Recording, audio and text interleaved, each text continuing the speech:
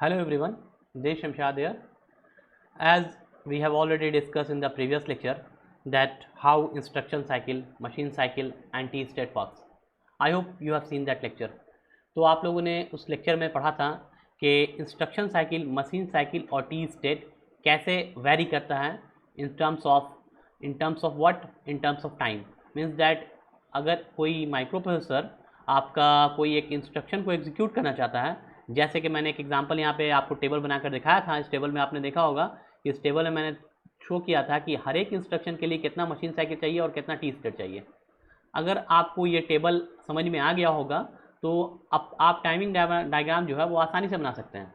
Timing diagram जो आज का ये टॉपिक है, ये बहुत ही इंपॉर्टेंट टॉपिक है आपके एग्जामिनेशन पॉइंट ऑफ व्यू से, और ये माइक्रो प्रोसेसर के एग्जीक्यूशन टाइम को, मीन्स दैट माइक्रो प्रोसेसर के किसी भी ऑपरेशन को समझने के लिए बहुत इंपॉर्टेंट है। ओके, तो चलिए आज हम लोग इसको डिस्कस करते हैं वन बाय वन करके। तो सबसे पहले हम बात करें कि इंस्ट्रक्शन साइकिल में मैंने क्या कहा था कि सिंपल माइक्रो प्रोसेसर को किसी एक इंस्ट्रक्शन को एग्जीक्यूट करने में जो टाइम लगता है वो कहलाता है इंस्ट्रक्शन साइकिल कहलाता है। यानी चाहे वो इंस्ट्रक्शन कितने बिट का हो, चाहे वो इंस्ट्रक्शन 1 बाइट का हो, चाहे 2 बाइट का हो, चाहे 3 बाइट का हो, किसी भी टाइप का अगर इंस्ट्रक्शन है उसको माइक्रो प्रोसेसर को एग्जीक्यूट करने में जो टाइम लगता है दैट्स कॉल्ड क्या, इंस्ट्रक्शन साइकिल, यानी कंप्लीट इंस्ट्रक्शन को एग्जीक्यूट करने में। ओके, अब हम लोगों ने उसके बाद पढ़ा था कि इंस्ट्रक्शन साइकिल के बाद पढ़ा था कि मशीन साइकिल क्या होता है। तो मशीन साइकिल में होता है कि एक ऑपरेशन को कंप्लीट करने में, अभी हम लोग क्या पढ़ा, एक इंस्ट्रक्शन और ऑपरेशन क्या होता है, एक इंस्ट्रक्शन के अंदर ढेर सारा ऑपरेशन हो सकता है। जैसे मैंने कहा था आपको, एक एग्जांपल मैं लेके चलता हूँ, जैसे ये वाला एग्जांपल, मूव वाला ही सिंपल बेसिक एग्जांपल जो मैंने आपको एक्सप्लेन किया था, मूव बी कॉमा सी। तो इसमें क्या क्या हो सकता है, सिंपली इसमें मूव बी कॉमा सी में क्या होगा, सिंपली फेचिंग ऑपरेशन होगा। पहला ऑपकोड आपका फेच होगा, ठीक है, उसके बाद डिकोड होगा, उसके बाद एग्जीक्यूट होगा। तो एक फेचिंग ऑपरेशन हो गया, तो ये कहलाएगा एक ऑपरेशन, और एक ऑपरेशन कहलाएगा एक मशीन साइकिल। ठीक उसी तरह से अगर हम लोग पढ़ें M V I B comma 32H, suppose ये वाला एग्जांपल जो यहाँ पे है। ओके, तो ये क्या है, 2 बाइट इंस्ट्रक्शन है, क्योंकि आपके ऑपरेंड में क्या है, एक डेटा प्रेजेंट है। तो ये 2 बाइट जब इंस्ट्रक्शन है, तो इसका जब हम बात करेंगे कि इस इंस्ट्रक्शन को एग्जीक्यूट करने में जो टाइम लगेगा वो कहलाएगा सिंपली इंस्ट्रक्शन साइकिल कहलाएगा। लेकिन इसके अंदर कितना ऑपरेशन हो रहा है, तो पहला ऑपरेशन होगा ऑपकोड फेच, यानी ये वाला ऑपकोड को फेच किया जाएगा। फिर क्या होगा, आपका माइक्रो प्रोसेसर इसको डिकोड करेगा, फिर रीड करेगा। ओके, तो यानी पहला फेचिंग होगा ऑपकोड का, दूसरा क्या होगा, आपका डेटा का क्या होगा, रीड होगा। ये जो डेटा है आपका 8 बिट डेटा प्रेजेंट है, उसको क्या करेगा, माइक्रो प्रोसेसर रीड करेगा। यानी 2 ऑपरेशन परफॉर्म होगा, पहला फेच, दूसरा रीड। तो ये इंडिविजुअल, यानी हर एक ऑपरेशन को अगर अलग अलग बात करें, फेच एंड रीड, तो फेच क्या कहलाएगा आपको, एक मशीन साइकिल कहलाएगा। रीड क्या कहलाएगा, दूसरा मशीन साइकिल कहलाएगा। वैसे ही मान लीजिए अगर यहाँ पे 8 बिट डेटा ना हो के 16 बिट डेटा या एड्रेस होता, तो क्या हो जाता, फिर से माइक्रो प्रोसेसर को एक बार और रीड या राइट करना पड़ता अकॉर्डिंग टू द इंस्ट्रक्शन। तो मान लीजिए माइक्रो प्रोसेसर को पहला इंस्ट्रक्शन करना पड़ा फेच, दूसरा रीड, फिर तीसरा भी रीड। तो यहाँ पे पूछा जाएगा कितना मशीन साइकिल है, तो कितना हो जाएगा, 1 2 3। ठीक है, उसी तरह से एक इंस्ट्रक्शन जो सबसे बड़ा इंस्ट्रक्शन होता है वो होता है कॉल। कॉल इंस्ट्रक्शन के बारे में जब आप पढ़िएगा, जब हम इसको एक्सप्लेन करेंगे आगे लेक्चर में, अभी एक्सप्लेन नहीं किया गया लेकिन आगे लेक्चर में एक्सप्लेन करूंगा इसको, तो उसमें कितना होता है मशीन साइकिल, तो उसमें होता है 5। कौन कौन, पहला होता है फेच, जिसको कहते हैं स्पेशल फेच, 60 स्टेट वाला। फिर होता है राइट 2 मशीन साइकिल ये हो गया। फिर 2 मशीन साइकिल रीड। तो टोटल मशीन साइकिल कितना हो गया कॉल में, तो कॉल में हो जाएगा टोटल मशीन साइकिल कितना हो गया, 5 हो गया। ठीक है, तो आपको फर्क समझ में आ रहा है, ये 5 मशीन साइकिल में जो टोटल टाइम लगेगा, हर एक मशीन साइकिल को एग्जीक्यूट करने में भी कुछ टाइम लगेगा। मान लीजिए पहला फेच करने में कितना टाइम लगता है, स्पेशल में 60 स्टेट लगता है। 60 स्टेट का मतलब 6 क्लॉक साइकिल चाहिए एक फेच को, इंस्ट्रक्शन को एग्जीक्यूट करने के लिए, क्योंकि ये स्पेशल वाला फेच है। जबकि ये वाला जो फेच होता है नॉर्मल फेच, जिसको कहा था मैंने कि माइक्रो प्रोसेसर 95% इंस्ट्रक्शन जो होता है, यानी माइक्रो प्रोसेसर में टोटल इंस्ट्रक्शन कितना होता है, ऑलमोस्ट 78 बताया था। इसमें से 95% जो इंस्ट्रक्शन होता है वो कितने टी स्टेट पे वर्क करता है, तो 4 टी स्टेट पे वर्क करता है। यानी उसको 4 क्लॉक साइकिल चाहिए, टाइम चाहिए एक फेच ऑपरेशन को परफॉर्म करने के लिए। ठीक उसी तरह से इसमें कॉल में क्या होता है, स्पेशल फेचिंग होता है, तो इसमें कितना चाहिए, 6 क्लॉक साइकिल चाहिए किसी एक फेच को, स्पेशल फेच को परफॉर्म करने के लिए। फिर उसी तरह से राइट में कितना चाहिए, 3 टी इसमें भी चाहिए, 3 क्लॉक साइकिल इसको चाहिए, 3 क्लॉक साइकिल इसको चाहिए, रीड के लिए भी 3 चाहिए, और फिर ये रीड के लिए 3 चाहिए। तो टोटल कितना हो जाएगा, 6 + 3 + 3 + 3 18। ओके, तो ये 18 टी स्टेट का सबसे बड़ा इंस्ट्रक्शन माइक्रो प्रोसेसर का ये कॉल, जो 18 टी स्टेट को कैरी करता है। यानी कि इसको कंप्लीट करने के लिए, इस इंस्ट्रक्शन को एग्जीक्यूट करने के लिए माइक्रो प्रोसेसर को कितना क्लॉक साइकिल चाहिए, तो 18 क्लॉक साइकिल चाहिए। 18 क्लॉक का मतलब क्या है, ऐसा जो क्लॉक पल्स आता है ये, तो यहाँ से यहाँ क्या हो गया, 1 क्लॉक हो गया। तो ऐसा 18 क्लॉक पल्स का टाइम लगेगा इस इंस्ट्रक्शन को एग्जीक्यूट करने में माइक्रो प्रोसेसर को। ठीक है, तो ये बेसिक सा आपको मतलब इन्फॉर्मेशन दिया जा रहा है जो मैंने पहले क्लास में, प्रीवियस क्लास में भी आपको बताया था शायद, लेकिन यहाँ पे क्लियरली फिर से एक्सप्लेन कर दे रहा हूँ क्योंकि टाइमिंग डायग्राम में मुझे यूज़ करना है। ओके, तो आई होप आपको मशीन साइकिल समझ में आ गया। सिंपल फिर से मैं एक बार बता देता हूँ, इंस्ट्रक्शन साइकिल क्या हुआ है, किसी भी एक इंस्ट्रक्शन को कंप्लीटली एग्जीक्यूट करने में जितना टाइम लगता है वो कहलाता है इंस्ट्रक्शन साइकिल। ओके, एक इंस्ट्रक्शन साइकिल में क्या हो सकता है, 3 से मतलब कि कितना हो सकता है, 1 to 6 मशीन साइकिल हो सकता है, 1 से 6 मशीन साइकिल हो सकता है। देखिए इसमें 1 मशीन साइकिल है, इसमें 2 मशीन साइकिल है, इसमें 3 मशीन साइकिल है, इसमें 4 मशीन साइकिल है, इसमें 5 मशीन साइकिल है, इसमें 6, इसमें 5 है। ओके, तो 5 ऐसे ही क्या हो सकता है, 1 to 6 मशीन साइकिल हो सकता है मैक्सिमम। तो मशीन साइकिल क्या हो गया, किसी भी एक ऑपरेशन को माइक्रो प्रोसेसर को परफॉर्म करने में, जैसे कौन सा ऑपरेशन, फेच का ऑपरेशन हो गया, रीड का ऑपरेशन हो गया, राइट का ऑपरेशन हो गया, या डेटा इन का ऑपरेशन हो गया, तो इस तरह का कोई भी एक ऑपरेशन को परफॉर्म करने में माइक्रो प्रोसेसर को जो टाइम लगता है वो कहलाता है, क्या कहलाता है, माइक्रो प्रोसेसर का मशीन साइकिल कहलाता है। ओके, एक मशीन साइकिल, जैसे फेच एक मशीन साइकिल हो गया, वैसे ही रीड एक मशीन साइकिल हो गया, राइट एक मशीन साइकिल हो गया। क्लियर, तो ये क्लियर हो गया। आगे चलते हैं टी स्टेट के बारे में। तो टी स्टेट क्या होता है, सिंपली कि अगर मशीन साइकिल आप समझ गए, सिंपली क्या हो गया, एक ऑपरेशन को कंप्लीट करने में जितना क्लॉक साइकिल लगा, जितना क्लॉक साइकिल मतलब क्या, फेच को एग्जीक्यूट, फेच जो ऑपरेशन है आपका मशीन साइकिल है, एक बार फेच ऑपरेशन को परफॉर्म करने के लिए माइक्रो प्रोसेसर को कितना क्लॉक साइकिल चाहिए, तो 4 क्लॉक साइकिल चाहिए। तो एक क्लॉक साइकिल को, यानी ये जो एक क्लॉक साइकिल माइक्रो प्रोसेसर को हो जाता है, यहाँ से यहाँ तक जितना टाइम होता है इसको कहते हैं 1 टी स्टेट। ठीक है, तो टी स्टेट क्या होता है, टी स्टेट नथिंग बट क्या, 1 क्लॉक साइकिल, यानी एक क्लॉक साइकिल को कहते हैं एक टी स्टेट।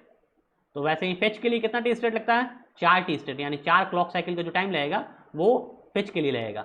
उसी तरह से रीड के लिए कितना लगता है, तो 3 टी स्टेट लगता है। तो 3 क्लॉक साइकिल मिलकर क्या होगा, एक रीड ऑपरेशन को परफॉर्म करेगा, यानी एक रीड ऑपरेशन माइक्रो प्रोसेसर को एक बार डेटा को रीड करना होगा अगर कहीं भी से, चाहे वो इनपुट आउटपुट डिवाइस से, इनपुट आउटपुट मेमोरी से, इनपुट आउटपुट डिवाइस से रीड करना हो, या फिर आपको मेमोरी से, माइक्रो प्रोसेसर कहाँ से रीड करेगा, या तो इनपुट आउटपुट पोर्ट से रीड करेगा, ओके, या फिर मेमोरी सेल से रीड करेगा, यहीं से रीड करेगा। तो चाहे यहाँ से रीड करना हो चाहे यहाँ से रीड करना हो, कितना टाइम लगेगा उसको, 3 टी स्टेट लगेगा, मतलब 3 क्लॉक साइकिल लगेगा। क्लियर, उसी तरह से राइट करने के लिए कितना चाहिए, उतना ही 3 क्लॉक साइकिल, यानी कि यहाँ से यहाँ मान लीजिए, सपोज मान लेते हैं कि ये एक क्लॉक साइकिल का टाइम पीरियड कितना है, एक क्लॉक साइकिल को टाइम पीरियड कितना हो गया, तो इसका टाइम पीरियड मैंने कहा था मान लीजिए 0.5 माइक्रो सेकेंड, 0.5 माइक्रो सेकेंड। तो एक क्लॉक साइकिल का टाइम पीरियड अगर इतना है तो रीड करने में कितना लगेगा, तो रीड करने में 3 टी स्टेट होता है, यानी 3 इंटू 0.5 यानी 1.5 माइक्रो सेकेंड। ठीक, उसी तरह से बात करूंगा राइट, तो राइट में ही 1.5, लेकिन फेच का बात करूंगा तो हो जाएगा 4 इंटू 0.5 यानी कि 2 माइक्रो सेकेंड। तो ये सारा चीज़ मैंने एक्सप्लेन किया था प्रीवियस लेक्चर में, लेकिन मुझे लगा कि एक बार टाइमिंग डायग्राम को एक्सप्लेन करने से पहले फिर से एक बार इसको डिटेल में एक्सप्लेन कर दूं, ताकि आपको आसानी से प्रीवियस लेक्चर फिर से रिवाइज हो जाए। और उसके बाद हम लोग स्टार्ट करेंगे आगे का टॉपिक जो है टाइमिंग डायग्राम। तो टाइमिंग डायग्राम होता है क्या, टाइमिंग डायग्राम ये एक ग्राफिकल रिप्रेजेंटेशन है। ग्राफिकल रिप्रेजेंटेशन किसका है, सबसे पहले इंस्ट्रक्शन साइकिल को इन टर्म्स ऑफ टाइम हम लोग रिप्रेजेंट करते हैं यहाँ पे, यानी कि एक इंस्ट्रक्शन को एग्जीक्यूट करने में कितना आपको मशीन साइकिल लगा, कितना टी स्टेट लगा, और कौन कौन उसमें control and status signal participate किया, इन सारे को हम लोग ग्राफिकल फॉर्म में जहाँ पर रिप्रेजेंट करते हैं उसे कहते हैं टाइमिंग डायग्राम। ओके, तो चलिए आपसे कोई पूछा जाए सिंपल डिफिनेशन आप बता सकते हैं। देखिए ये एक टाइमिंग डायग्राम है, मैं इसको दिखा रहा हूँ, डिफिनेशन बाद में बताऊंगा, फिर से मतलब प्रॉपर डिफिनेशन जो लिखा जाएगा वो पहले पीछे जाकर उसको रीड करूंगा, पीछे जाकर आपको समझाऊंगा क्या है, लेकिन पहले हम लोग देख लेते हैं इसको प्रैक्टिकली। टाइमिंग डायग्राम इस तरह का होता है, इसमें क्या क्या होता है, तो सबसे पहला क्या होता है, जिस इंस्ट्रक्शन को एग्जीक्यूट करना होता है वो इंस्ट्रक्शन का ये मशीन साइकिल होता है, सॉरी वो इंस्ट्रक्शन का ये टाइमिंग डायग्राम होता है। हर एक इंस्ट्रक्शन के लिए अलग अलग टाइमिंग डायग्राम होगा। वो किस पे डिपेंड करेगा, तो डिपेंड करेगा कि उसके अंदर मशीन साइकिल कितना है, ओके, और उसके अंदर टी स्टेट कितना है, ये इस पर डिपेंड करेगा। तो सबसे पहले हम एक इंस्ट्रक्शन ले रहे हैं, सिंपल मान लीजिए कोई इंस्ट्रक्शन है जिसमें जैसे कहते हैं मूव B, C, ओके, ये एक इंस्ट्रक्शन है जिसमें कितना मशीन साइकिल लगता है, तो एक मशीन साइकिल लगता है फेच, और इसका टी स्टेट कितना लगता है, तो 4 टी स्टेट लगता है। ओके, तो इसको हम अगर ग्राफिकल फॉर्म में रिप्रेजेंट करना चाहेंगे तो ये ग्राफिकल फॉर्म जिसमें ये रिप्रेजेंट होगा वो कहलाएगा टाइमिंग डायग्राम। तो इसमें क्या क्या रिप्रेजेंट करना पड़ेगा, सबसे पहले इंस्ट्रक्शन को मेंशन करना पड़ेगा, किस इंस्ट्रक्शन के लिए आप ये टाइमिंग डायग्राम बना रहे हैं, उसका सबसे पहले रिप्रेजेंट करना पड़ेगा कितना टी स्टेट उसके अंदर है, तो 4, तो यहाँ देखिए 4 टी स्टेट रिप्रेजेंट किया हुआ, T1, T2, T3, T4 हो गया। देखिए हर एक में एक क्लॉक साइकिल है, यहाँ से यहाँ एक क्लॉक साइकिल, दूसरा क्लॉक साइकिल, तीसरा क्लॉक साइकिल। ओके, ये क्या है, इस तरह से क्लॉक साइकिल आप ऐसे भी रिप्रेजेंट कर सकते हैं। देखिए ऐसे ऐसे, ये इस तरह से क्लॉक साइकिल ऐसे भी रिप्रेजेंट होता है, लेकिन ये यहाँ इस तरह से क्यों रिप्रेजेंट किया हुआ है? क्योंकि हम लोगों को राइज टाइम और फॉल टाइम को भी शो करना होता है। अब पूछिएगा सर ये राइज टाइम और फॉल टाइम क्या होता है? तो अभी मैं इसको एक्सप्लेन नहीं कर रहा हूँ, इसको मुझे डिटेल में एक्सप्लेन करना है तो मैं आपको वहाँ पे एक्सप्लेन कर दूंगा। तो ये क्या है, ये समझिए फॉल टाइम लग रहा है जो यहाँ से है, जबकि इसको ऐसे ऐसे आना चाहिए, लेकिन कुछ टाइम लग गया तो ये इस तरह से फॉल हो रहा है। राइज का मतलब ये सीधे ऐसे राइज करना चाहिए था, लेकिन ये यहाँ से क्या डिले दिखा रहा है, इतना डिले हो गया। ओके, तो ये राइज टाइम और फॉल टाइम के बारे में बात है। तो छोड़ देते हैं अभी इसको। अभी ये सिंपल समझिए कि एक क्लॉक साइकिल जो दिखाई दे रहा है वो कहाँ से कहाँ दिखाई दे रहा है? सिंपली यहाँ से यहाँ लेके ये यहाँ से यहाँ पूरा जो देख रहे हैं ये ड्यूरेशन का रहा है 1 क्लॉक साइकिल या 1 टी स्टेट। दूसरा ये यहाँ से यहाँ कहलाएगा 2nd क्लॉक साइकिल या 2nd टी स्टेट, या तीसरा और ये चौथा। तो आप इस इंस्ट्रक्शन के लिए 4 टी स्टेट शो कर दिया, उसके बाद आपने क्लॉक भी शो कर दिया। ओके, फिर उसके बाद देखना होगा कि एड्रेस लाइन, डेटा लाइन यानी क्या क्या होना चाहिए। तो सिंपली आपको सबसे पहले क्या है, टी स्टेट शो करना होगा, फिर क्लॉक साइकिल को दिखाना होगा, फिर आपको एड्रेस लाइन दिखाना होगा, फिर डेटा लाइन को दिखाना होगा, और साथ में कंट्रोल सिग्नल और स्टेटस सिग्नल को दिखाना होगा। कंट्रोल सिग्नल, स्टेटस सिग्नल कौन कौन होता है? ALE, S1 S0, read bar, write bar, IO oblique M bar, ये सारा क्या है? कंट्रोल और स्टेटस सिग्नल है। तो इन सारे को एक ग्राफ में हम रिप्रेजेंट जहाँ पे करते हैं ना, उस ग्राफ को कहते हैं टाइमिंग डायग्राम। ठीक है, तो आपसे टाइमिंग डायग्राम सिंपली अगर कोई पूछा जाए तो डिफिनेशन क्या दे सकते हैं कि टाइमिंग डायग्राम क्या होता है? ये एक ग्राफिकल रिप्रेजेंटेशन होता है जिसमें हम किसी भी इंस्ट्रक्शन के एग्जीक्यूशन टाइम को दिखाते हैं इन टर्म्स ऑफ ग्राफ। क्या? किसी भी इंस्ट्रक्शन के एग्जीक्यूशन टाइम को हम लोग दिखाते हैं in terms of graph, along with the किसके साथ दिखाते हैं? साथ में कंट्रोल एंड स्टेटस सिग्नल को भी दिखाते हैं। ओके, तो ऐसा ग्राफिकल रिप्रेजेंटेशन क्या कहलाता है? ऐसा ग्राफिकल रिप्रेजेंटेशन कहलाता है टाइमिंग डायग्राम। तो देखिए इसी को डिफाइन करके यहाँ पे लिखा गया डिफिनेशन में। सिंपली अगर आपसे कोई पूछा जाए कि टाइमिंग डायग्राम क्या होता है, timing diagram is a graphical representation, it represent the execution time taken by each instruction, यानी एक इंस्ट्रक्शन के द्वारा जितना टाइम लिया जाएगा उसको एग्जीक्यूट करने में, उसको अगर हम लोग ग्राफिकल फॉर्म में रिप्रेजेंट कर दें तो वो ग्राफिकल फॉर्म कहलाएगा टाइमिंग डायग्राम। ओके, आगे चलते हैं। The execution time is represented in T state, यानी कि जो टाइम जो टोटल लग रहा है, जैसे मैंने कहा कि आपको एक इंस्ट्रक्शन दिया गया था मूव B, C। ओके, इस इंस्ट्रक्शन का एग्जीक्यूशन टाइम कितना था? तो इसका था 4 टी स्टेट। क्यों? क्योंकि इसके अंदर जो मशीन साइकिल लग रहा था वो एक मशीन साइकिल यूज हो रहा था, वो था फुच। ओके, तो आपसे पूछा जाएगा 4 टी स्टेट को ग्राफिकल फॉर्म में रिप्रेजेंट कीजिए in terms of T state. तो सिंपली जब रिप्रेजेंट करेंगे along with control and status signal, जो सिग्नल बज गया ALE, IO ऑब्लिक M बार, S1 S0, इन सारे को एक ग्राफ में अगर रिप्रेजेंट कर देंगे तो वो कहलाएगा timing diagram of this instruction, इस इंस्ट्रक्शन का timing diagram. Clear? I hope आप लोगों को ये क्लियर हो गया होगा। अब हम लोग आगे फॉर्मल डिफिनेशन इसका देख लें और कुछ पॉइंट्स जो इंपॉर्टेंट है वो नोट डाउन कर लें, और उसके बाद हम लोग कुछ एग्जाम्पल देखेंगे। तो चलिए देखिए बारी बारी से पॉइंट पर, तो ये तो फॉर्मल डिफिनेशन हो गया ऊपर वाला। नीचे में देखिए ईच इंस्ट्रक्शन कंसिस्ट ऑफ कितना, एक इंस्ट्रक्शन में कितना हो सकता है मशीन साइकिल? तो 1 से 6 मशीन साइकिल हो सकता है, यानी मोर देन 1 मशीन साइकिल होगा। एक भी हो सकता है या एक से ज़्यादा भी हो सकता है। ओके, और एक मशीन साइकिल में कितना टी स्टेट हो सकता है? तो एक मशीन साइकिल में कितना हो सकता है? मिनिमम 3 और मैक्सिमम 6। तो 3 से 6 मशीन, 3 से 3 से 6 कितना हो सकता है? टी स्टेट हो सकता है। किसमें? एक मशीन साइकिल के अंदर। जैसे बोलूँ फेच, तो फेच में कितना होता है? 4T होता है। ठीक है, इसी तरह से बोलूँ रीड या राइट बोलूँ तो 3T होता है। अगर मैं कहूँ कि स्पेशल फेच तो 6T होता है। तो हो गया ना, 3 से लेकर 6T के बीच में कितना हो सकता है? टी स्टेट हो सकता है किसी भी एक मशीन साइकिल के अंदर। ओके, जो जो चीज़ हम लोग अभी तक पढ़ चुके हैं उसी को यहाँ पे पॉइंट फॉर्म में लिख दिया गया है, समझाने के लिए मैंने लिख दिया है, मेंशन कर दिया है, ताकि आप लोग पढ़ें तो आपको समझ में आ जाए। ओके, आगे चलते हैं। First machine cycle of any instruction is opcode fetch. सबसे पहले क्या होता है, कोई भी इंस्ट्रक्शन जब एग्जीक्यूट होता है, तो मान लीजिए कोई भी इंस्ट्रक्शन जैसे MVI B, 42H, ये एक इंस्ट्रक्शन है, तो सबसे पहले इसमें क्या होगा? तो सबसे पहले ऑपकोड फेच होगा, पहला काम। उसके बाद डेटा रीड होगा, डेटा जो आगे है। फिर अगर मान लीजिए 2 अगर 16 बिट का है तो रीड होगा, अगर राइट करना है तो रीड राइट होगा। तो ये सब बाद में होगा, पहला सबसे पहला क्या होगा? ऑपकोड फेच होगा। यानी ऑपकोड जिस डेटा बाइट को इंडिकेट करेगा, यानी ये क्या होगा? 1 बाइट को इंडिकेट करेगा, यानी 8 बिट में इसका इंस्ट्रक्शन जाएगा माइक्रोप्रोसेसर के पास कि कौन सा ऑपरेशन परफॉर्म करना है। ओके, तो ये जो इंस्ट्रक्शन 8 बिट में माइक्रोप्रोसेसर के पास पहुंचेगा, जिसको डिकोड करने के बाद माइक्रोप्रोसेसर समझेगा कि कौन सा ऑपरेशन परफॉर्म करना है, तो वो क्या कहलाएगा? ऑपकोड फेच कहलाएगा। ओके, आगे चलते हैं। तो टाइमिंग डायग्राम कंटेंट्स क्या क्या रहता है? सिंपली बात की हम लोग अभी देखा कि सबसे पहले टी स्टेट होता है, फिर क्या होता है? एड्रेस लाइन होता है, डेटा लाइन होता है, कंट्रोल लाइन होता है, read bar, write bar, IO oblique M बार, यही सारा सिग्नल क्या होता है? एक ग्राफ में रिप्रेजेंट होता है, और उस ग्राफ का नाम देते हैं हम लोग टाइमिंग डायग्राम। आगे चलते हैं। ALE signal goes high for first clock cycle of every machine cycle, यानी कोई भी मशीन साइकिल अगर होगा तो एएलई सिग्नल क्या होगा, पहली बार में हाई होगा। पहली बार क्या होगा, एएलई सिग्नल हाई होगा और बाद में फिर लो होगा। यानी पहला क्लॉक साइकिल जो होगा, ये पहला क्लॉक साइकिल है, तो एएलई सिग्नल क्या होगा, इस क्लॉक साइकिल में हाई होगा और उसके बाद लो हो जाएगा। ओके, तो एएलई क्या है, एड्रेस लैच इनेबल सिग्नल, जो मैंने बताया था कि ये कहाँ यूज होता है, तो ये यूज होता है जब हम लोगों को माइक्रो प्रोसेसर का लोअर ऑर्डर एड्रेस बस को यूज करना होता है। लोअर ऑर्डर एड्रेस बस का मतलब क्या हो गया, AD0 से AD7 जो एड्रेस बस है, जिसको कहते हैं हम lower order multiplex address bus. Multiplex क्यों कहते हैं, क्योंकि ये डेटा बस की तरह भी काम करता है और एड्रेस बस की तरह भी काम करता है। ये डेटा बस की तरह कब काम करता है और एड्रेस बस की तरह कब काम करता है, जब एएलई का वैल्यू कितना होता है, 1 होता है, तो ये लोअर एड्रेस बस की तरह काम करता है। Okay, lower order address bus की तरह काम करता है। और जब एएलई का वैल्यू कितना हो जाता है, 0 हो जाता है, तो ये किसकी तरह काम करता है, लोअर ऑर्डर डेटा बस, यानी 8 बिट का डेटा बस बन जाता है। तो इसमें क्या हो जाएगा, जब एएलई इक्वल टू 1 हो जाएगा तो ये देगा क्या, A0 से A7, यानी एड्रेस बस की तरह काम करेगा। और जब 0 हो जाएगा तो ये क्या देगा, D0 से लेके क्या देगा, D7 तक देगा। क्लियर। तो ये सारा बेसिक चीज़ मैंने पहले ही एक्सप्लेन कर रखा है लेक्चर में। अगर आप लोगों को कुछ पॉइंट्स में डाउट है तो पीछे जाके मेरा वीडियो लेक्चर देख सकते हैं। हर एक पॉइंट्स को मैंने डिटेल में काफ़ी एक्सप्लेन कर दिया है।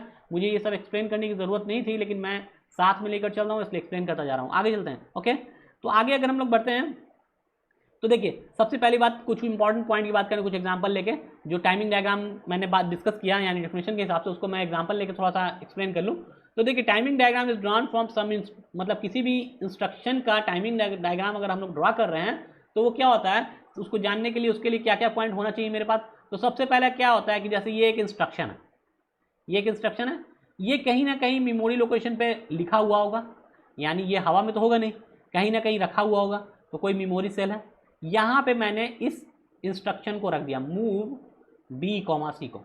ये इंस्ट्रक्शन किसी मेमोरी सेल पर रखा हुआ है कहीं ना कहीं, इसका कुछ एड्रेस होगा, इसका एड्रेस कितना है 4500H, ये एड्रेस हो गया इसका। ओके, तो ये क्या कह रहा है सिंपली कि सबसे पहले हमको क्या पता होना चाहिए कि जो इंस्ट्रक्शन हमको एग्जीक्यूट करना है उसका मेमोरी सेल का एड्रेस क्या है।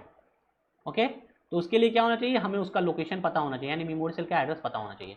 तो ये इंस्ट्रक्शन कहाँ रखा हुआ है, मान लिया हम लोग कि इस एड्रेस पे रखा हुआ है। अब ये 32 क्या है, ये 32H क्या है, ये बताएगा माइक्रो प्रोसेसर को। जैसे मैंने बताया था कि टोटल कितना इंस्ट्रक्शन होता है, 78 इंस्ट्रक्शन होता है, और हर इंस्ट्रक्शन का अपना एक क्या होता है, कोड होता है, यानी 8 बिट का कोड होता है।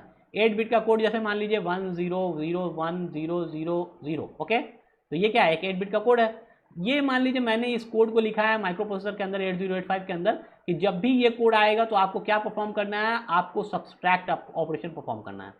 यानी माइक्रो प्रोसेसर के पास जब भी ये आएगा तो ये कितना हो गया आपको, अगर मान लीजिए in terms of hexadecimal count करें तो ये कितना हो जाएगा, 10 हो जाएगा, और ये कितना हो जाएगा, 8 हो जाएगा। तो ये हो जाएगा A8H हो जाएगा। तो जब भी कहा जाएगा कि माइक्रो प्रोसेसर के पास कोई भी इस तरह का इंस्ट्रक्शन आए जिसमें इस तरह का डेटा बिट हो, यानी A8 जैसे ही माइक्रो प्रोसेसर के पास आएगा, माइक्रो प्रोसेसर इसको डिकोड करेगा और डिकोड करके अपने इंस्ट्रक्शन बाइट से, जो इंस्ट्रक्शन बिट जो मेंशन है कि ऑलरेडी कि किसी भी इंस्ट्रक्शन को पहचानने के लिए जो पहले से रिजर्व है 8 बिट का इंस्ट्रक्शन, उससे मैच करेगा कि ये किससे मैच हो रहा है। तो ये किससे मैच होगा, तो ये पता लगेगा कि इसको कौन सा ऑपरेशन परफॉर्म करना है, तो सब्सट्रैक्ट ऑपरेशन परफॉर्म करना है। तो वैसे ही अगर मूव के लिए मान लिया जाए कि मूव इंस्ट्रक्शन क्या के लिए क्या लिखा हुआ है, कौन सा डेटा बिट वहाँ पे है 8 बिट का, वो है 32H। 32 का मतलब क्या हो गया, सिंपली 00110010। तो ये है, ये इस तरह का 8 बिट अगर माइक्रो प्रोसेसर के पास आएगा तो उसको पता लगेगा, ये इसको देखेगा और डिकोड करेगा। डिकोड करने के बाद उसको क्या समझ में आएगा कि ओ ये तो ऑपरेशन किसके लिए है, ये मूव के लिए है, यानी हमको डेटा को क्या करना है, मूव कराना है। तो ये क्या है, ऑप कोड का इंस्ट्रक्शन का ये क्या है, सिंपली 8 बिट का फॉर्मेट है जिसको कहते हैं मशीन साइकिल, मशीन साइकिल नहीं, इसको क्या कहते हैं सिंपली में आपको लोअर ऑर्डर के बारे में बात करें। जैसे हम लोग बात करें शुरू में कि असेंबली लैंग्वेज प्रोग्रामिंग के बारे में बात किया था कि कोई भी निमोनिक्स अगर लिखा रहता है तो हम लोग क्या करते हैं, उसको कन्वर्ट करते हैं किसमें, आपको मशीन लैंग्वेज में कन्वर्ट करते हैं। इसके लिए हम लोग क्या यूज़ करते हैं, असेंबलर को यूज़ करते हैं। तो ये क्या है, यही मशीन लैंग्वेज है जिसको हम क्या किया था, सिंपली पहले एक लेक्चर में मैंने इसको एक्सप्लेन किया था कि हर इंस्ट्रक्शन का अपना क्या होता है, एक 8 बिट का मशीन लैंग्वेज होता है जिसके थ्रू माइक्रो प्रोसेसर समझता है कि कौन सा ऑपरेशन परफॉर्म करना है। ओके, तो ये मूव का है, ये मशीन लैंग्वेज किसका हो गया, मूव का, यानी जब भी ये आएगा तो माइक्रो प्रोसेसर को पता लग जाएगा मूव करना है। उसी तरह से हर एक इंस्ट्रक्शन का अलग अलग होगा। ठीक है, तो चलिए आगे बढ़ते हैं। तो देखिए आगे हम लोग बात करें अगर, तो हम लोगों को टाइमिंग डायग्राम जो ड्रा करना है तो उसमें क्या क्या चीज़ पता होना चाहिए। तो सबसे पहले पता होना चाहिए कि जिस इंस्ट्रक्शन को एग्जीक्यूट करना है उसका लोकेशन क्या है, पहला क्या होना चाहिए, यानी उसका एड्रेस लाइन, यानी उसका लोकेशन कहाँ पे ये रखा हुआ है, तो वो पता होना चाहिए। दूसरा, जिस इंस्ट्रक्शन को एग्जीक्यूट करना है उसका मशीन लैंग्वेज फॉर्म, यानी ऑपकोड का जो डेटा बिट है 8 बिट का, वो पता होना चाहिए कौन सा ऑपरेशन परफॉर्म करने के लिए कौन सा डेटा बिट यूज किया जा रहा है। जैसे ये किसके लिए यूज किया जा रहा है, मूव के लिए, तो ये पता होना चाहिए कि ऑपकोड का डेटा बिट क्या है। आगे चलें, to draw any timing diagram following information we have to keep in mind. कौन कौन सा, सबसे पहला हो गया कि बात किया एड्रेस पता होना चाहिए, वही चीज ऊपर में है। एड्रेस में भी क्या होगा, देखिए एड्रेस में दो पार्ट है। जैसे मैंने कहा कि एड्रेस जो होता है वो कितना होता है, 16 बिट का होता है हेक्साडेसिमल फॉर्मेट में, तो ये कहलाता है हायर ऑर्डर एड्रेस लाइन और ये कहलाता है लोअर एड्रेस। ठीक है, प्रोग्राम काउंटर के पास क्या होगा, प्रोग्राम काउंटर के पास ये पूरा एड्रेस होगा 4500H होगा। प्रोग्राम काउंटर का higher order address bit PCH, program counter higher order address bit क्या हो जाएगा, तो वो हो जाएगा 45H। और अगर बात करें प्रोग्राम काउंटर के लोअर ऑर्डर एड्रेस बिट क्या हो जाएगा, तो वो हो जाएगा 00H। ओके, तो ये हम लोग इंडिकेट करेंगे कि higher order address bit indicate करेगा ये वाला, और लोअर ऑर्डर क्या करेगा ये, समझ गए। तो ये दो पार्ट है, ये लोअर वाला पार्ट हो गया और ये हायर वाला पार्ट हो गया। तो आप जब भी बात करेंगे 16 बिट के एड्रेस के बारे में तो कहेंगे हायर ऑर्डर एड्रेस बिट को यहाँ पे स्टोर करना है तो ये वाला हो जाएगा, कहेंगे लोअर बिट को स्टोर करना है तो ये वाला हो जाएगा। ओके, तो हम लोग टाइमिंग डायग्राम में इस चीज़ को बार बार यूज़ करेंगे, इसीलिए आपको यहाँ पे क्लियर कर रहा हूँ। सारे पॉइंट्स जो टाइमिंग डायग्राम में यूज़ होने वाले हैं वो सारे को मैं यहाँ पे क्लियर करता जा रहा हूँ। और उसके बाद एक हम लोग एग्जाम्पल देखेंगे और देन हम लोग क्या करेंगे, इस लेक्चर को क्लोज करेंगे और नेक्स्ट लेक्चर में हम लोग फिर क्या है, ढेर सारा एग्जाम्पल देखेंगे और बहुत सारे इंस्ट्रक्शन को एग्जीक्यूट करके देखेंगे उसका टाइमिंग डायग्राम के बारे में। ओके, देखिए ये जो बात कहा अभी मैंने कि मशीन लैंग्वेज वाला बात, opcode instruction data byte. Opcode instruction data byte का मतलब क्या हो गया, यही कि मूव के लिए, जैसे यहाँ पे मैंने कर दिया मूव के लिए क्या है 41H है, यहाँ 32 किया था, कोई बात नहीं, आप अपने हिसाब से ये हम लोग क्या कर रहे हैं, सिलेक्ट कर रहे हैं। ऐसा नहीं है कि यही फिक्स है, उसमें माइक्रो प्रोसेसर में हर का अलग अलग फिक्स होता है, लेकिन हम लोग अभी कंसिडर कर रहे हैं क्या कि मान लीजिए मूव इंस्ट्रक्शन को परफॉर्म करने के लिए इसको भी हम लोग चलिए 32 ही कर दो, तो कोई ऐसा कोई नहीं है, इशू नहीं है, आप चाहे तो जो रखना है रख सकते हैं। मान लीजिए ये कहा गया कि 32 मूव B, जैसे ही माइक्रो प्रोसेसर के पास ये वाला डेटा बाइट आएगा, यानी ये वाला जैसे ही आएगा 32H, ओके, तो माइक्रो प्रोसेसर क्या डिकोड करेगा, इसको डिकोड करेगा और समझेगा कि कौन सा ऑपरेशन परफॉर्म करना है, तो मूव को ऑपरेशन परफॉर्म करना है। ओके, तो यही कह रहा है कि ऑपकोड इंस्ट्रक्शन का डेटा बाइट पता होना चाहिए कि आपको जो इंस्ट्रक्शन एग्जीक्यूट करना है तो वो इंस्ट्रक्शन माइक्रो प्रोसेसर किस डेटा बिट से समझ पाएगा, यानी कौन सा डेटा बिट उसके साथ भेजेंगे तो माइक्रो प्रोसेसर को ये पता लग जाएगा कि कौन सा ऑपरेशन परफॉर्म करना है।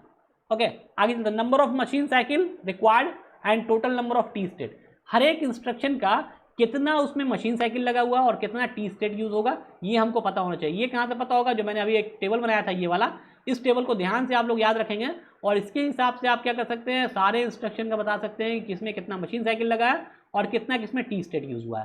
तो ये मैंने बताया था कि आप अपने दिमाग से, बाकी ये तो बहुत कम मैंने एग्जांपल लिया, मुश्किल से इसमें कितना होगा 20 एग्जांपल मान लीजिए होगा। ओके, लेकिन बाकी एग्जांपल आप खुद से सोचेंगे कि उसमें क्या क्या होगा, फेच होगा, रीड होगा, फेच तो सब में होगा बाय डिफॉल्ट, ओके, लेकिन रीड होगा पहले कि राइट होगा या फिर इनपुट रीड आउटपुट रीड होगा या फिर मेमोरी रीड राइट होगा, तो वो देख के देखेंगे कि इंस्ट्रक्शन किस टाइप का, उसके अकॉर्डिंग हम लोग डिसाइड करेंगे कि उसमें कौन कौन सा मशीन साइकिल यूज होगा। और उसका मशीन साइकिल अगर पता हो गया तो टी स्टेट तो आसानी से निकल सकता है। तो सबसे इंपॉर्टेंट है किसी भी इंस्ट्रक्शन को देख के उसका मशीन साइकिल लिखना। अगर आपने मशीन साइकिल लिख दिया तो मतलब आपने 70% काम कर लिया। टी स्टेट तो फिक्स है कि फेच अगर नॉर्मल फेच है तो 40 होगा, अगर मान लीजिए एक स्पेशल फेच है तो 60 होगा, रीड है तो 3 होगा, राइट है तो 3 होगा, आप जोड़ दीजिए सारे को। क्लियर, तो ये टी स्टेट लिखना बहुत आसान है। मशीन साइकिल सिर्फ समझना होता है कि कौन कौन सा मशीन साइकिल इस इंस्ट्रक्शन के अंदर आएगा। कोई भी इंस्ट्रक्शन आपको दिया जाए तो उसमें कौन कौन सा मशीन साइकिल लगेगा, उसके लिए क्या है आपको थोड़ा सा अपना ब्रेन यूज करना पड़ेगा कि इसमें क्या होगा, पहले तो फेच हो गई होगा, फिर क्या है डेटा बिट अगर दिया हुआ तो रीड होगा, और फिर अगर डेटा बिट को कहीं पे ले जाकर स्टोर करना है तो वहाँ राइट होगा। तो जैसे जैसे मैंने इंस्ट्रक्शन पढ़ाया वैसे वैसे आप लोग उसके corresponding machine cycle and T state लिखेंगे। चलिए एक टाइमिंग डायग्राम की तरफ आते हैं हम लोग और उसके बाद डिस्कस करते हैं इस टाइमिंग डायग्राम को। ओके, तो देखिए सबसे पहले हम लोग बात कर रहे हैं ऑपकोड फेच का मशीन साइकिल। जैसे हम लोग को कितना मशीन साइकिल है, हम लोग मेनली 6 मशीन साइकिल की बात करते हैं। कितना मशीन साइकिल होता है 1 से 6, तो हम लोग 5 मशीन साइकिल तो बेसिकली यूज करते हैं, एक्नॉलेज वाला यूज नहीं करते हैं। तो बाकी 5 कौन कौन यूज कर रहे हैं, सिंपली फेच वाला यूज करते हैं, रीड यूज करते हैं, राइट यूज करते हैं। रीड राइट में भी दो तरह का होता है, एक को कहते हैं मेमोरी रीड और एक को कहते हैं मेमोरी राइट, ठीक है। और फिर क्या होता है, इनपुट आउटपुट रीड होता है और इनपुट आउटपुट राइट होता है। यानी कि एक हम रीड राइट करते हैं मेमोरी लोकेशन से और दूसरा हम लोग रीड राइट करते हैं इनपुट आउटपुट पोर्ट से। अगर आपको इनपुट आउटपुट पोर्ट दिया हुआ तो वहाँ से रीड राइट का जो ऑपरेशन होता है वो कहलाता है input output read, input output right. और अगर मेमोरी लोकेशन से हम लोग रीड राइट कर रहे हैं तो उसको कहते हैं मेमोरी रीड, मेमोरी राइट। और फिर तो बाई डिफॉल्ट सब में होगा ही होगा। तो ये 5 पूरा मशीन साइकिल आ गया, ठीक है। तो हम लोग सबसे पहला पढ़ने जा रहे हैं timing diagram for fetch. Fetch machine cycle में timing diagram fetch machine cycle का अगर ड्रा करेंगे तो कैसा बनेगा। फिर हम लोग पढ़ेंगे कि फेच और रीड होगा तब कैसा बनेगा, फेच रीड राइट होगा तब कैसा बनेगा। यानी पहले हम लोग एक मशीन साइकिल का हम लोग टाइमिंग डायग्राम देख ले रहे हैं, फिर हम लोग एक से ज़्यादा बढ़ाएंगे, 1 से 2 करेंगे, 2 से 3 करेंगे, 3 से 4 करेंगे, सो ऑन करके देखेंगे बारी बारी से कि किस मशीन साइकिल के लिए कैसा टाइमिंग डायग्राम बनेगा। तो चलिए सबसे पहले हम लोग पढ़ने जा रहे हैं फेच का। तो फेच मशीन साइकिल में देखिए क्या होगा, सिंपली सबसे पहले क्या करना होता है, फेच में कितना नॉर्मल फेच में कितना टी स्टेट होता है, तो मालूम है कि 4 टी स्टेट होता है। तो सबसे पहला क्या है, सिग्नल का 4 टी स्टेट ड्रा कर दीजिए। तो ये T1 हो गया, नाम दे दिया T1, T2, T3, T4, हो गया 4 टी स्टेट। फेच का हम लोग ड्रा करने जा रहे हैं, इसलिए 4 टी स्टेट लगेगा, लिख दिया। क्लॉक क्या होगा, 4 क्लॉक ड्रा कर लीजिए। तो देखिए 4 क्लॉक को मैंने यहाँ ड्रा कर लिया, हो गया।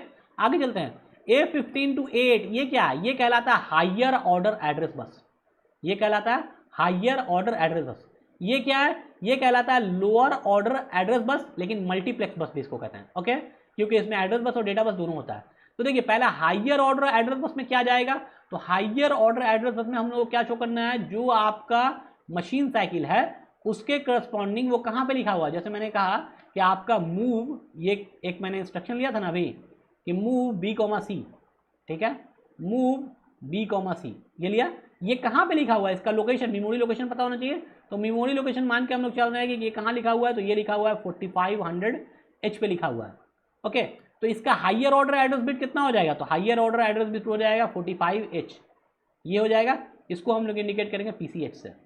लोअर ऑर्डर एड्रेस बिट इसका क्या हो जाएगा, इसका हो जाएगा 00H, इसको हम लोग इंडिकेट करेंगे PCL से, ओके। तो यानी सबसे पहला काम क्या करना है, आपको हायर ऑर्डर मेमोरी एड्रेस को इस पर लोड करना है। तो ये जो लाइन है ये एड्रेस लाइन है, किसका एड्रेस लाइन है, हायर ऑर्डर मेमोरी एड्रेस का।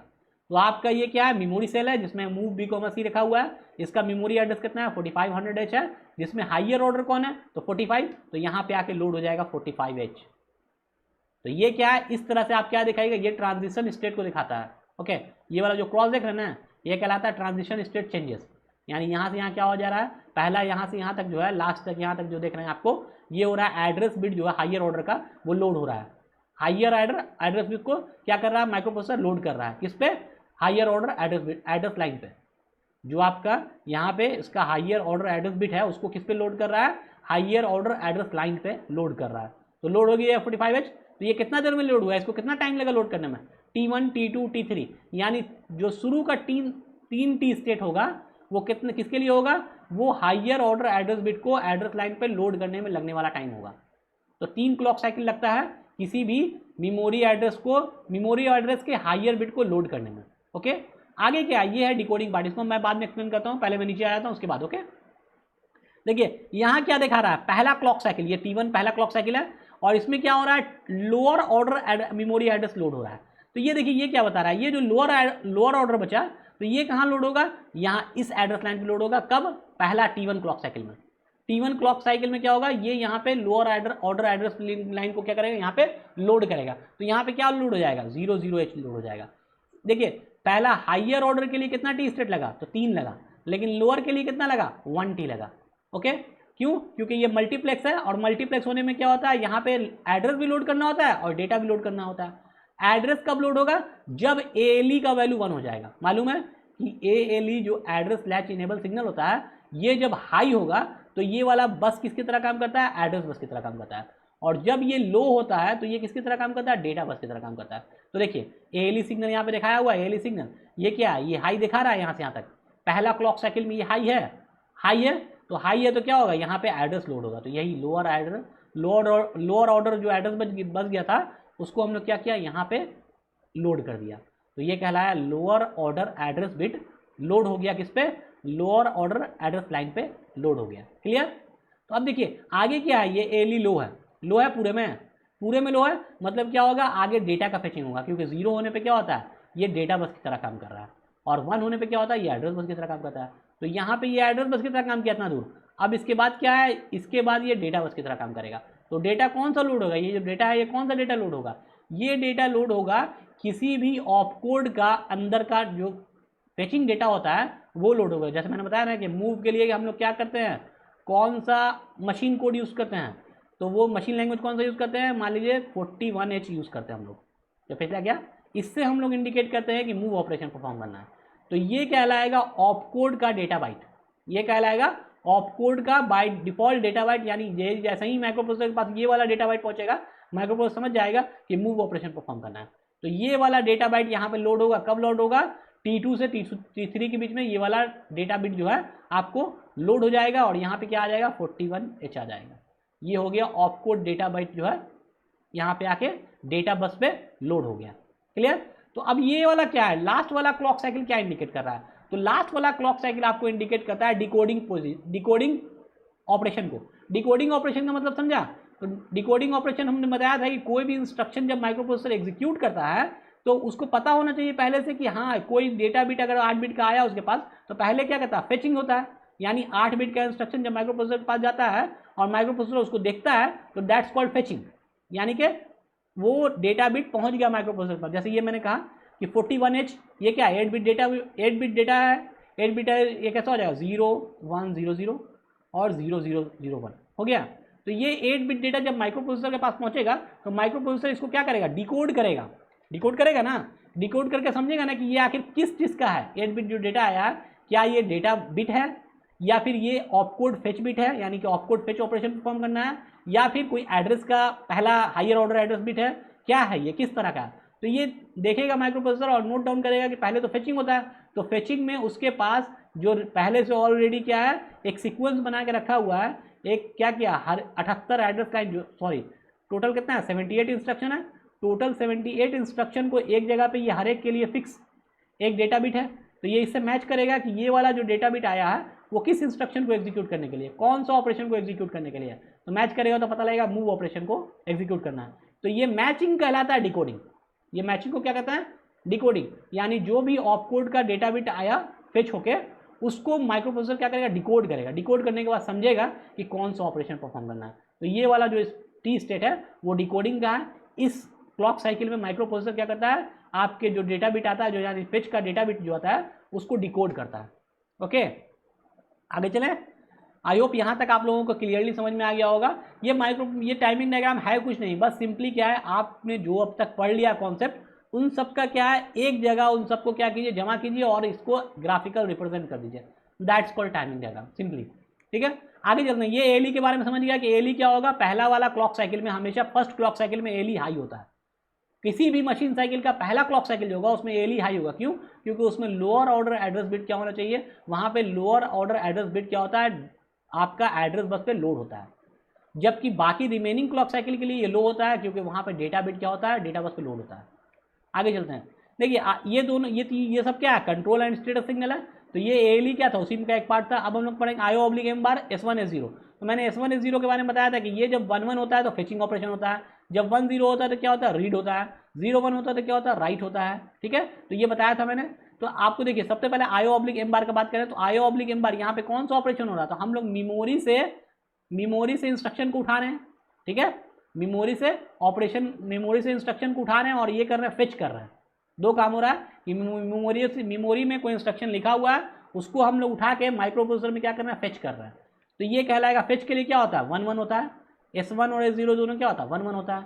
और मेमोरी ऑपरेशन कहने का मतलब क्या हो गया, आपका M बार जो होना चाहिए वो इनेबल होना चाहिए। इनेबल होने के लिए क्या होना चाहिए, यहाँ पे IO ऑब्लिक M बार सिग्नल को अगर हम लोग 0 कर देंगे, 0 करने का मतलब क्या है कि M बार क्या हो जाएगा 1 हो जाएगा, M बार क्या हो जाएगा 1, यानी मेमोरी ऑपरेशन होना स्टार्ट हो जाएगा। जब हम लोग को इनपुट आउटपुट, ये तो क्या है मेमोरी सेल से हम लोग ऑपरेशन परफॉर्म कर रहे हैं, इसलिए कहते हैं मेमोरी ऑपरेशन। अगर हम लोग इनपुट आउटपुट पोर्ट से अगर डेटा को रीड राइट करना होगा तो हम लोग यहाँ पे क्या करेंगे, IO ऑब्लिक M बार को क्या रखेंगे, IO ऑब्लिक M बार को 1 रखेंगे। 1 क्यों रखेंगे, क्योंकि हम लोगों को इनपुट आउटपुट पोर्ट से डेटा को उठाना है। अभी हम लोग मेमोरी से उठा रहे हैं, इसलिए हम लोग इसको क्या कर रहे हैं, IO ऑब्लिक M बार को 0 रख रहे हैं। अगर हम लोग इनपुट आउटपुट पोर्ट से उठाएंगे तो IO ऑब्लिक M बार को क्या करेंगे 1 करेंगे। क्लियर? आई होप आपको ये भी समझ में आ गया होगा कि IO ऑब्लिक M बार कब 0 होगा और कब 1 होगा। जब हम लोग मेमोरी से डेटा को उठाएंगे, मेमोरी से ऑपकोड फेच करेंगे या फिर मेमोरी से रीड राइट करेंगे तो वो कहलाएगा IO/M/0। और जब हम लोग इनपुट आउटपुट पोर्ट से डेटा को रीड राइट करेंगे या उठाएंगे तो वो कहलाएगा क्या, IO/M/1। ओके, चलिए आगे चलते हैं। रीड और राइट, तो इसमें से कौन सा ऑपरेशन परफॉर्म अभी हुआ हम लोगों के साथ, तो हम लोगों ने क्या देखा कि अभी हम लोग सिंपली रीड कर रहे थे, यानी मेमोरी सेल पे जो आपका लिखा हुआ था इंस्ट्रक्शन उसको रीड कर रहे थे। रीड किया, पहले हम लोग क्या किया, एड्रेस लाइन को देखा, एड्रेस लाइन फेचिंग हो गया एड्रेस बिट पे, एड्रेस बस पे, और फिर उसके बाद हम लोग क्या किया, ऑपकोड बाइट जो था, यानी ऑपकोड बाइट जो लिखा हुआ था 8 बिट का, उसको हम लोग क्या किया, रीड किया। किसके थ्रू रीड किया, डेटा बस में, यानी कि ये जो 41H जो यहाँ पे आ गया था 41H, तो ये क्या होगा, ये रीडिंग के बाद में आया, यानी हम लोगों ने देखा कि मूव के लिए क्या होता है भाई ऑपकोड बाइट, तो वो होता है 41H होता है, तो इसको रीड करना पड़ेगा ना, ये क्या एक डेटा बिट है तो इसको रीड करना पड़ेगा। तो रीडिंग के लिए क्या होता है सिंपली, तो देखिए ये यहाँ से देख रहे हैं रीड ऑपरेशन के लिए क्या है, ये हाई सिग्नल है और यहाँ से यहाँ तक क्या है, ये लो है, ये 2 क्लॉक साइकिल के लिए लो है, ये जो देख रहे हैं 2 क्लॉक साइकिल के लिए लो है। तो ये 2 क्लॉक साइकिल में क्या हो रहा है, ये डेटा बिट आपका रीड हो रहा है। तो ये डैश डैश करके जो दिखा रहा है यहाँ से यहाँ तक, ये दिखा रहा है कि ये 2 क्लॉक साइकिल में क्या हो रहा है, डेटा बाइट जो है, ये डेटा बाइट किसका है, ऑपकोड का है। तो ऑपकोड फेच के लिए ये जो डेटा बाइट यूज किया जा रहा है उसको रीड करने का ऑपरेशन यहाँ से यहाँ तक में हो रहा है। ये लो हो गया, यानी रीडिंग ऑपरेशन। रीड बार क्या होगा, इनेबल कब होगा, जब आपका सिग्नल क्या होगा, 0 होगा। ये RD बार बराबर जब 0 होगा तो ये क्या होगा, रीडिंग ऑपरेशन करेगा। RD बार इक्वल टू जब 1 होगा तो क्या होगा, ये रीड ऑपरेशन नहीं करेगा। तो रीड ऑपरेशन करने के लिए क्या होना चाहिए, इसको एक्टिव लो होना चाहिए। तो एक्टिव लो है यहाँ पे, तो ये रीड ऑपरेशन हो रहा है। साथ में यहाँ पे राइट ऑपरेशन हो रहा है कि नहीं हो रहा है, तो यहाँ पे राइट ऑपरेशन कहीं नहीं हो रहा है, कहीं हम डेटा को राइट नहीं कर रहे हैं बल्कि डेटा को रीड कर रहे थे। यहाँ पे जो 41H था उसको क्या किया, रीड किया था हम लोग, किससे, ऑपकोड से। तो ये क्या कहलाएगा, रीडिंग ऑपरेशन इसमें हो रहा है, राइटिंग ऑपरेशन नहीं हो रहा है। तो राइटिंग ऑपरेशन क्या हो जाएगा, राइट सिग्नल क्या हो जाएगा, हाई हो जाएगा, ऑलवेज हाई, क्योंकि हम लोग राइट ऑपरेशन परफॉर्म नहीं करना है। अगर हम लोगों को राइट ऑपरेशन परफॉर्म करना होता है तो राइट बार को हम लोग 0 कर देते हैं। अगर हम लोग को रीड ऑपरेशन परफॉर्म करना होता है तो रीड बार को 0 कर देते हैं। और अगर हम लोग को क्या है, मान लीजिए रीड ऑपरेशन परफॉर्म करना तो राइट नहीं होगा, तो राइट उस केस में क्या हो जाएगा, राइट 1 हो जाएगा। अगर हम लोग राइट ऑपरेशन कर रहे हैं यानी WR बार 1 है तो आपका रीड ऑपरेशन क्या हो जाएगा, उस वक्त रीड नहीं होगा। रीड नहीं होगा तो क्या होगा, जनरली ये 0 होगा। तो ये जनरल केस है। मे भी एक साथ रीड राइट अलग अलग केस में हो सकता है, लेकिन वो अभी हम लोग बात नहीं कर रहे हैं। सिंपली अभी देख रहे हैं हम लोग कि जहाँ पे जो ऑपरेशन है उसके करस्पॉन्डिंग रीड राइट सिग्नल आपका इनेबल हो रहा है। ओके, आई होप आपको ये लेक्चर समझ में आ गया होगा अच्छे से। और इसका हम लोग पार्ट 2 आगे देखेंगे नेक्स्ट लेक्चर में, और उसमें हम लोग काफ़ी सारे एग्जांपल को देखेंगे। जैसे अभी हम लोग देखा था सिर्फ ऑपकोड फेच मशीन साइकिल को देखा है, उसी तरह से हम लोग देखेंगे read machine cycle, right machine cycle, यानी मेमोरी रीड, मेमोरी राइट, फिर जाके input output read, input output right को देखेंगे, और उसके बाद कुछ एग्जाम्पल कवर करेंगे जो कि हम लोग नेक्स्ट लेक्चर में देखेंगे। Okay, thank you so much for watching this, we will meet in the next lecture.